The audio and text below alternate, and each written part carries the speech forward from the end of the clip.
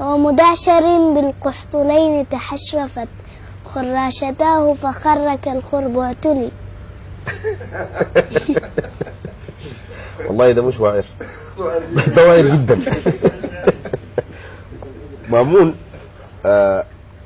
أحد الوزراء في الشطرنج، لعبة الشطرنج، يقال وهذه أسطورة إنه اكتشف أحد الوزراء، حب الملك إنه يكافئ هذا الوزير اللي علمه لعبة الشطرنج. الوزير قام بتعليم الشطرنج للملك، الملك حب يكافئه.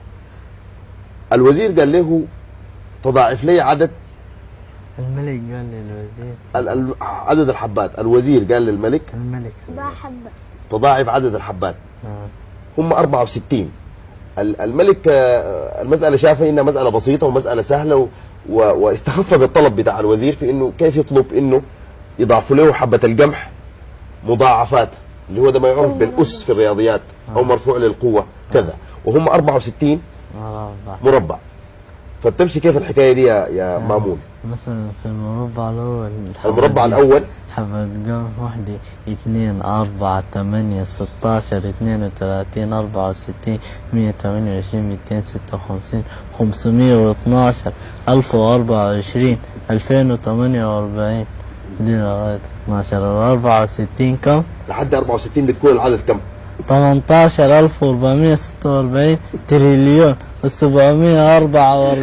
بليون 73 مليار و709 مليون و551 ألف و616 و616. دي الآلة الحاسبة نفسها بالتشيلة. 20 رقم و20 رقم، هم 20 رقم. مامون ال 20 رقم قادر انك تضربهم في رقم ثاني. يعني انا ده ال 20 رقم اللي تكونوا من حاصل 64 مربع، ممكن تضربهم مثلا في كم؟ ايمن اختار.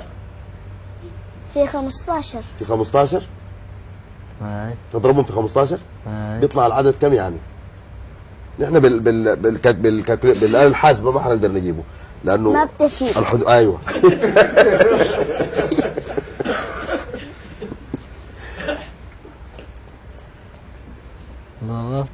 ضربتها انتهيت منها؟ كم طلعت؟